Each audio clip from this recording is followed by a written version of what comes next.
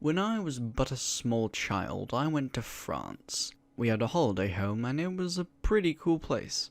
There was a TV there. Makes sense. I mean, it's a very handy thing to have around. But not just a TV, no. There was a small drawer, and in said drawer were some DVDs. Two of those DVDs really intrigued me as a small boy. There were two movies I had not yet seen. The first, Shrek the Third. I used to like this a lot. I watched it several times on this holiday. Nowadays it's utter dog shit, but that's besides the point.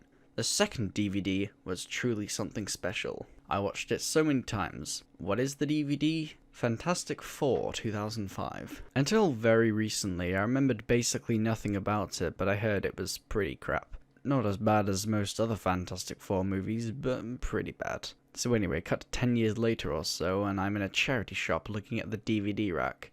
And my eyes lock on to a particular DVD. I squint a little bit to make sure it isn't the Shite 2015 one, but no, it was right there. As I looked at it, it seemed to look back at me. Definitely the most impulse £1 I ever spent. So I watched it to see if it was good as I remember. I wasn't expecting much, because according to most reviews it kinda sucked. And I am here to tell you today that this movie is absolutely horribly kind of awesome actually. Now when this movie came out, a lot of the fans of the comics were very mad because this movie changed a lot. And in my humble opinion, this does not necessarily automatically make it bad.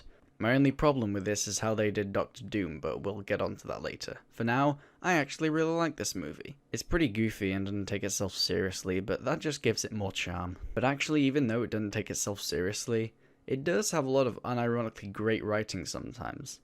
I really like how The Thing is written. So Ben Grimm turns into this weird rock monster, and obviously he wants to be turned back.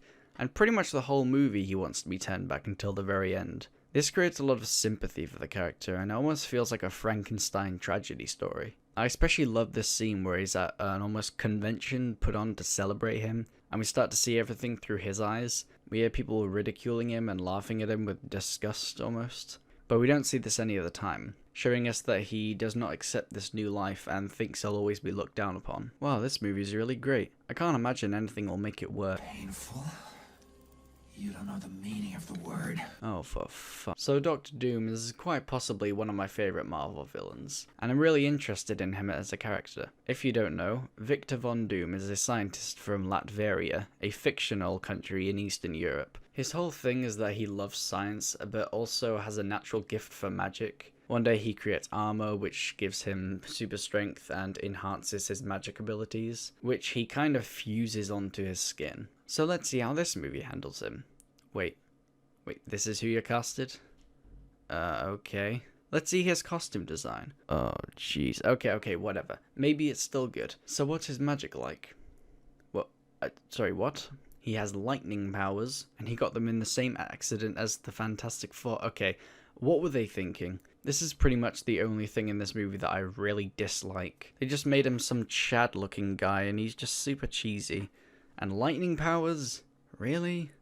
That's what you went for? I'm willing to look past him getting his powers from the same accident as the Four, but like, why butcher his iconic powers? So, here's the thing. He's a lot more tolerable when he's being Victor Von Doom and not Doctor Doom. And he's only in his final form for a tiny bit of the movie. But that also leads to him being extremely poorly developed and kind of rushed, which is irritating. Also, this is really nitpicky, but his master plan is to freeze Reed Richards because rubber gets brittle when it's frozen.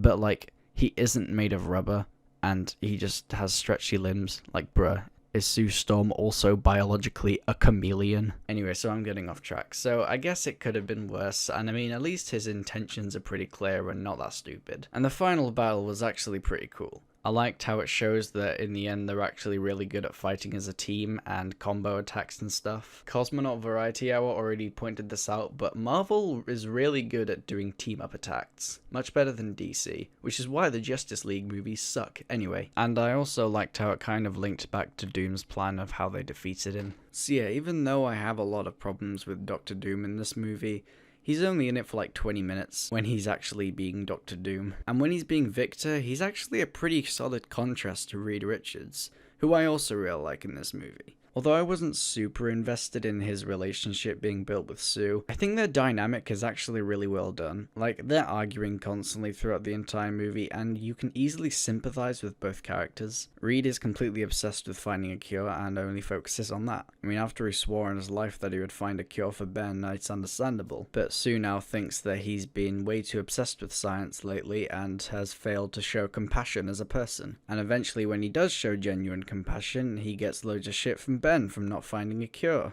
And so does Sue. So we feel sympathy for every character in this movie.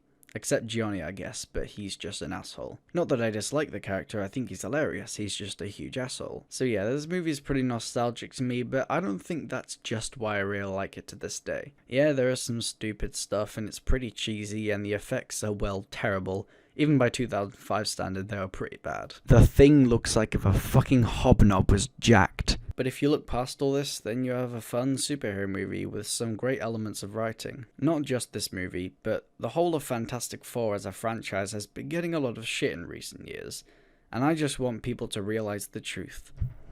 Fantastic Four as a franchise is dope as shit. Thank you for coming to my TED Talk.